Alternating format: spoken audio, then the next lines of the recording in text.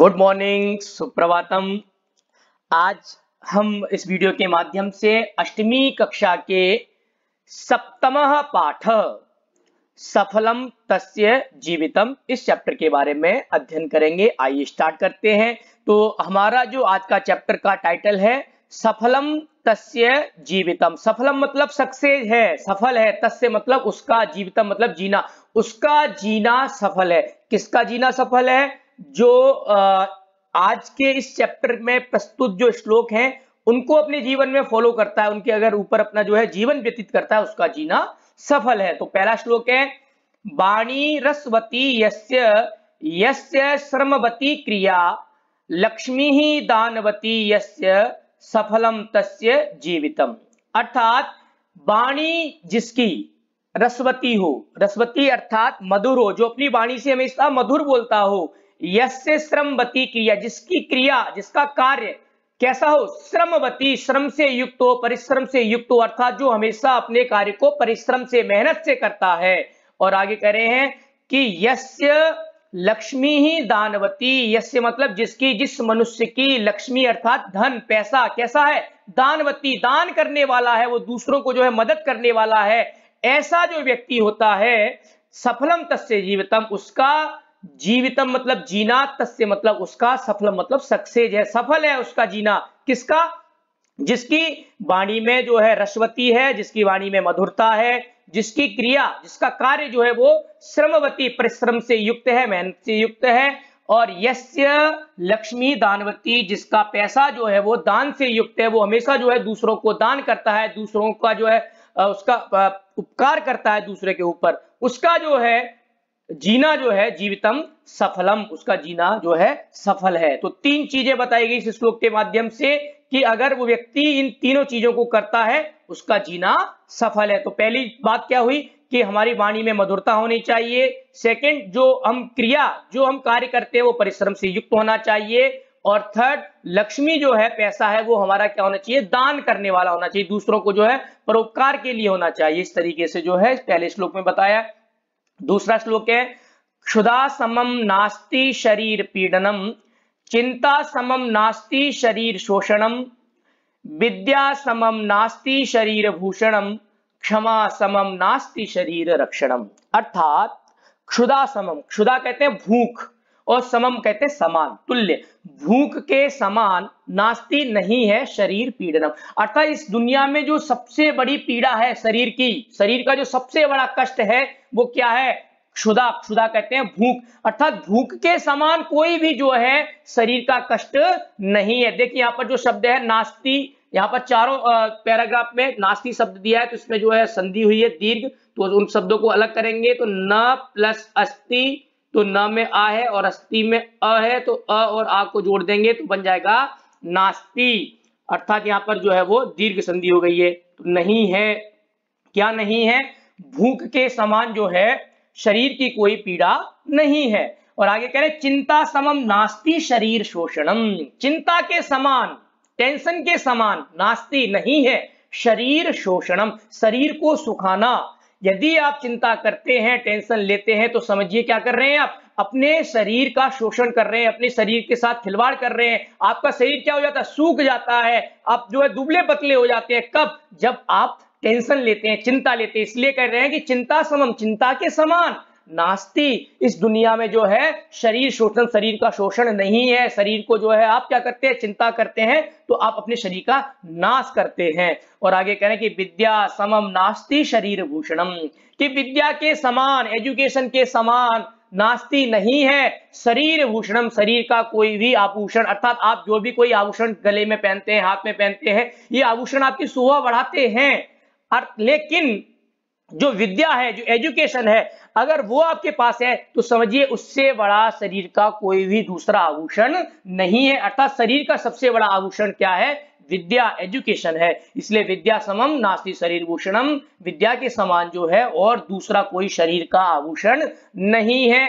और लास्ट में कहते हैं कि क्षमा समम, क्षमा के समान, अर्थात क्षमा कहते हैं माफ करना दूसरे को, तो क्षमा के समान नास्ति मतलब नहीं है शरीर रक्षणम, शरीर की रक्षा करना। अर्थात आपने किसी दूसरे व्यक्ति को अगर माफ कर दिया तो समझिए इससे बड़ा कोई उपकार इस दुनिया में नहीं हो सकता है। तो इस दुनिया में सबसे बड़ा उपकार है दूसरे को क्षमा करना, दूसरे को माफ करना। तो भूख के समान कोई भी शरीर का कष्ट नहीं है। चिंता के समान जो है इस दुनिया में जो है शरीर का कोई भी शोषण करने वाला नहीं है। अर्थात जितना ज्यादा शरीर का शोषण चिंता करती है उतना कोई भी नहीं करता है। चिंता करने से हमेशा मनुष्य का जो शरीर है वो क्या होता है, नष्ट हो जाता है। और कह रहे हैं कि विद्या के समान, विद्या के मुकाबले जो है इस दुनिया में शरीर का दूसरा कोई भी आभूषण नास्ति नहीं है। और आगे कहा कि क्षमा, माफ, दूसरे को माफ करना, इससे बड़ा जो है शरीर रक्षण, शरीर की कोई जो है रक्षा का कोई दूसरा उत्तम साधन नहीं है। अगर आपने किसी को माफ कर दिया, समझिए आपने उसकी जो है उसके रक्षा कर दी एक तरह से। तो यहाँ पर जो है इस श्लोक के माध्यम से जो है बड़ी ही अच्छी बात बताई। इसको अगर अपने जीवन में धारण करते हैं तो हम हमेशा जो है उन्नति पथ पर जो है अग्रसित रहेंगे। अगला श्लोक है, पिबन्ति नद्यः स्वयमेव नाम्भ स्वयं न खादन्ति फलानि वृक्षाः नादन्ति सस्यं खलु वारिवाः परोपकाराय सताम विभूतयः। ये जो श्लोक है स्क्रीन पे आप जिसके पढ़ने जा रहे हैं, ये श्लोक मोस्टली जो है एग्जाम में पूछा जाता है। 95% जो है जब श्लोक का चैप्टर से श्लोक पूछे जाते हैं तो इसमें ये श्लोक जो है आपको हमेशा पूछा जाता है। तो आइए स्टार्ट करते हैं कि पिबन्ति नद्या, पिबन्ति कहते हैं पीती हैं, नद्या मतलब नदियां। देखो नद्या यहाँ पर जो कर्तृपद है उसका क्रियापद है पिबन्ति। तो नदियां जो है पिबन्ति पीती हैं, स्वयं एव, स्वयं कहते हैं अपने आप, एव मतलब ही, नाम्बा, जो यहाँ पर आप नाम्बा शब्द देख रहे हैं ये संधि युक्त पद है। जब इसको हम अलग करेंगे तो शब्द अलग होगा, न प्लस अम्भ। यहाँ पर छात्रों को जो है विशेष तौर पर ध्यान देना है कि अम्भा शब्द जो है वो नपुंसकलिंग शब्द है। तो अम्भा शब्द जो है प्रथमा व्यक्ति एक वचन में भी अम्भा रहता है और द्वितीय व्यक्ति एक वचन में भी अम्भा ही रहता है। तो नदियां जो हैं वो स्वयं एव अपने आप, एव मतलब ही, न मतलब नहीं, पिबन्ति मतलब पीती है किसको, अम्भा, अम्भा अर्थात जल को। अर्थात नदियां अपना जल स्वयं नहीं पीती हैं। स्वयं न खादन्ति फलानि वृक्षाः, वृक्षा पेड़, पेड़ जो है वो स्वयं अपने आप, ना मतलब नहीं, खादन्ति मतलब खाते हैं किसको, फलानी फलों को। पेड़ जो है वो अपने फलों को स्वयं नहीं खाते हैं। नदियां अपना जल स्वयं नहीं पीती हैं। और आगे कह रहे हैं कि नादन्ति सस्यम खलु वारिवा। यहाँ पर देखिए नादन्ति जो शब्द है यहाँ पर भी छात्र अक्सर जो है गलतियां कर देते हैं। तो यहाँ पर जब शब्द अलग होगा तो न प्लस अदंती, अद धातु है और उसका रूप चलता है अदंती। तो न में अ है और अदंती में भी अ है, तो अ और आ को आ हो जाता है दीर्घ संधि से, नादंती। अलग अलग करेंगे तो न प्लस अदंती। तो न मतलब नहीं, अदंती मतलब खाते हैं। सस्यम, सस्यम कहते हैं फसल को, क्रॉप। खलु मतलब निश्चित ही, बारी बाहा, बारी बाहा का मतलब होता है बादल, मेघ। जो मेघ होते हैं, जो बादल होते हैं वो क्या करते हैं, सस्यम फसल को, न अदंती नहीं खाते हैं। अर्थात जो बादल हैं उनके द्वारा जब बारिश की जाती है उससे फिर क्या होता है, खेतों में अच्छी जो है फसल पैदा होती है। उसके बावजूद भी जो है वो बादल जो है उस फसल को नहीं खाते हैं। क्यों नहीं खाते हैं, क्योंकि परोपकाराय सताम विभूतयः, परोपकार के लिए, परोपकार जो है यहाँ पर चतुर्थी व्यक्ति एक वचन का शब्द है परोपकाराय। परोपकाराय शब्द का अगर हम प्रश्न निर्माण करेंगे तो शब्द बनेगा कस्मई, किस लिए, कस्मई या किमर्थम, दोनों शब्दों का हम यहाँ पर जो है प्रयोग कर सकते हैं प्रश्न निर्माण के लिए। अक्सर पूछ लिया जाता है ये शब्द परोपकाराय। तो परोपकार के लिए, अच्छे उपकार के लिए, सताम मतलब सज्जनों का, सताम भी यहाँ पर जो षष्ठी व्यक्ति बहुवचन है तो इसका प्रश्न निर्माण बनेगा केसाम। तो सज्जनों का जो है धन जो है वो किसके लिए होता है, परोपकाराय, दूसरों के उपकार के लिए होता है। विभूतयः कहते हैं धन, धन ऐश्वर्य लक्ष्मी।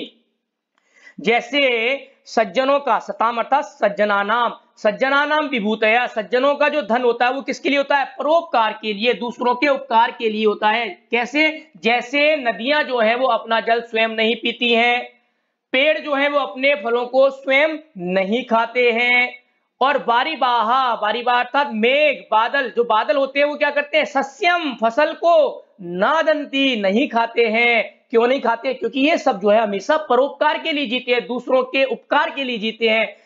उसी प्रकार जो है जो सज्जन लोग होते हैं, सताम अर्थात सज्जनानाम, उनका जो विभूतया जो धन होता है वो हमेशा किसके लिए होता है, परोपकाराय, दूसरों के उपकार के लिए होता है। और दूसरों के उपकार के लिए तीन ऑप्शन यहाँ पर, तीन उदाहरण दे दिए हैं कि नदियां अपना जल नहीं पीती हैं, पेड़ अपने फल स्वयं नहीं खाते हैं, और जो बादल हैं वो अपने जो है फसल को स्वयं नहीं खाते हैं।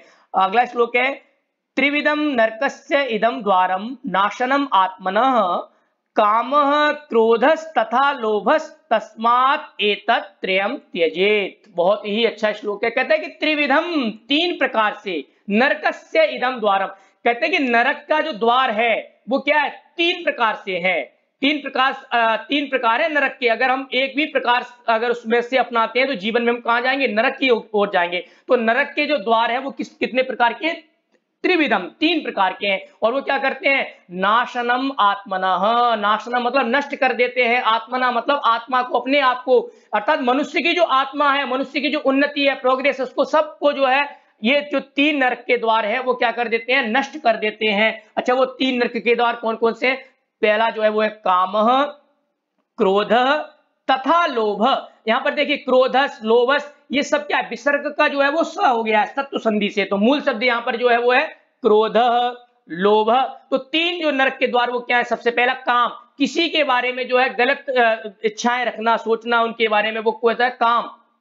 क्रोध, क्रोध आप जानते हैं, किसी पे गुस्सा करना है ना, अत्यधिक बिना वजह किसी पर जो है आप क्रोध करते हैं, ये भी एक नरक का द्वार है। और तीसरा है वो लोभ, लोभ कहते हैं लालच, अर्थात जो हमारी वस्तु नहीं है उसके विषय में आप उसको प्राप्त करने के विषय में सोचते हो, लालच रहता है। तो ये तीन चीज जो है, काम, क्रोध और लोभ, ये तीनों जो है क्या है, नरक के द्वार है। और ये क्या कर देते हैं, नाशनम आत्मना, मनुष्य के जो है उसका पतन कर देते हैं, मनुष्य को आगे प्रोग्रेस नहीं कर पाता है। इसलिए क्या करना चाहिए, तस्मात् एतत् त्रयम् त्यजेत। यहाँ पर जो शब्द हैं उनको मैं अलग कर देता हूं जिससे कि आपको आसानी हो जाएगी शब्दों को समझने में। पहला शब्द है तस्मात्, और दूसरा शब्द है एतत्, और तीसरा शब्द है त्रयम्। तस्मात् मतलब तो, एतत् मतलब ये, त्रयम् मतलब तीनों को, त्यजे त्याग देना चाहिए इन तीनों का, किस किस का, काम का, क्रोध का और लोभ का। इन तीनों का जो है अपने जीवन में हमें त्याग कर देना चाहिए, छोड़ देना चाहिए। क्यों, क्योंकि ये क्या है, तीन प्रकार के नरक के द्वार हैं। और ये नरक के द्वार क्या कर देते हैं, मनुष्य को, मनुष्य के अपने आप को जो है उसको नष्ट कर देते हैं, उसको जो है आगे प्रोग्रेस नहीं करने देते हैं। तो ये जो तीन दोष हैं, ये नरक के द्वार, इनको क्या कर देना चाहिए, हमेशा हमेशा के लिए जो है इनका त्याग कर देना चाहिए।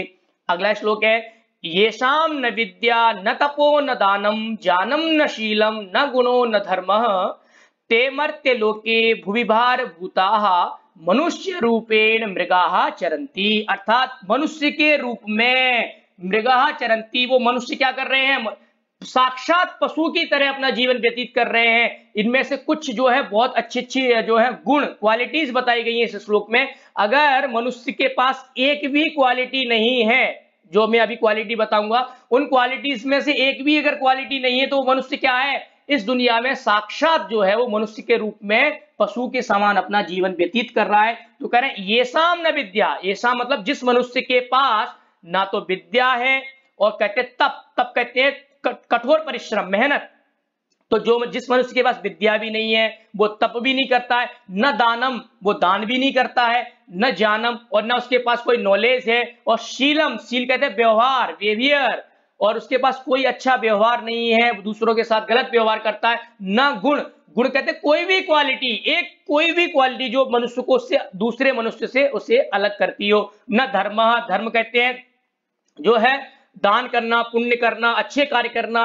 तो ये जो कुछ क्वालिटीज है, कौन कौन सी, विद्या, एजुकेशन, तप, कठिन परिश्रम, कठोर, दानम पैसे को दान करना, दूसरों को उपकार करना, जानम मतलब जो है नॉलेज, और शीलम कहते हैं व्यवहार, अच्छा व्यवहार, गुण कहते हैं कोई भी क्वालिटी, और धर्म कहते हैं जो है किसी का परोपकार करना, किसी का उपकार करना, किसी का अच्छा करना। ये अगर किसी मनुष्य के पास कोई भी इनमें से एक भी क्वालिटी नहीं है, ते अर्थात वे मनुष्य जिनके पास इनमें से कोई भी क्वालिटी नहीं है, वो क्या है, मर्त्य लोके, इस मर्त्य लोक में, इस संसार में, भूवि मतलब इस धरती पर क्या है वो, भारभूतः, वो क्या है, एक तरह से वो अपना बोझ ढो रहे हैं, वो भार है इस पृथ्वी पर, उनका कोई भी महत्व नहीं है इस दुनिया में। क्यों? क्योंकि उनके पास कोई भी एक भी क्वालिटी इनमें से नहीं है। तो वो क्या है, ते मर्त्य लोके, वे इस संसार में, इस भूमि अर्थात धरती पर भार भूतः, वो क्या है, एक भार की तरह अपना जीवन जो है बोझ की तरह अपना जीवन जी रहे हैं। क्यों? क्योंकि वो मनुष्य के रूप में जो है क्या है, वो मृगाः चरंती, वो साक्षात जो है पशु की तरह अपना जीवन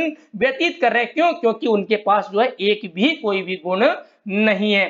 तो हमने आज इस वीडियो के माध्यम से इस श्लोक के जो चैप्टर था उसके 5 श्लोकों को हमने पढ़ा है, और इसका जो है आप अध्ययन कीजिए और इसका लाभ उठाइए। धन्यवाद।